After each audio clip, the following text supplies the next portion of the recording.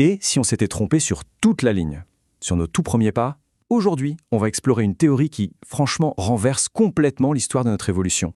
Alors voilà, il y a 2 millions d'années, l'Homo erectus débarque avec deux nouveautés majeures, la bipédie exclusive, donc marcher tout le temps sur deux jambes, et la maîtrise du feu.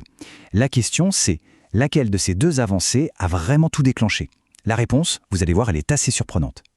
L'idée qu'on a tous en tête, c'est on a appris à marcher, ça a libéré nos mains, et hop, on a pu faire plein de trucs cool, comme maîtriser le feu. Simple, non? Mais et si c'était exactement le contraire?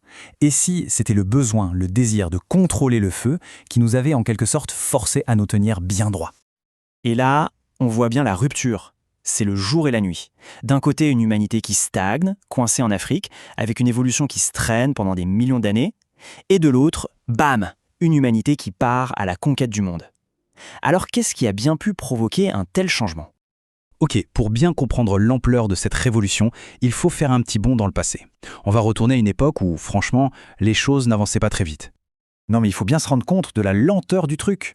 On parle de millions d'années, des millions d'années, sans que presque rien ne change. Ni les outils, ni la façon de vivre en groupe. C'était une sorte de stagnation, un temps qui s'étirait à l'infini. Quand on regarde cette frise, c'est frappant. Entre le moment où notre lignée se sépare de celle des chimpanzés et les tout premiers outils en pierre, il s'est écoulé des millions d'années. Le progrès, si on peut l'appeler comme ça, était d'une lenteur extrême. Mais voilà, quelque chose d'énorme était sur le point de se produire. Et le grand accélérateur, eh bien ce n'est pas une mutation génétique sortie de nulle part. Non, c'est juste une idée. Une idée toute simple en apparence, mais tellement, tellement puissante qu'elle a redéfini ce que ça voulait dire être humain.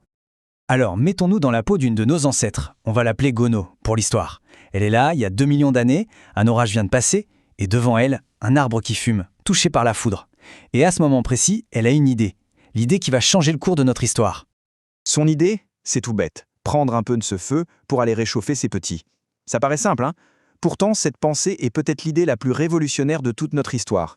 Sauf qu'il y avait un obstacle. Un gros obstacle, purement physique.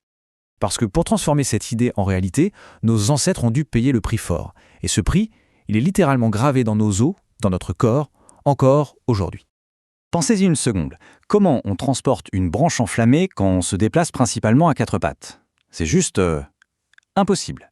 La seule et unique solution, c'était de se mettre debout, de se redresser complètement.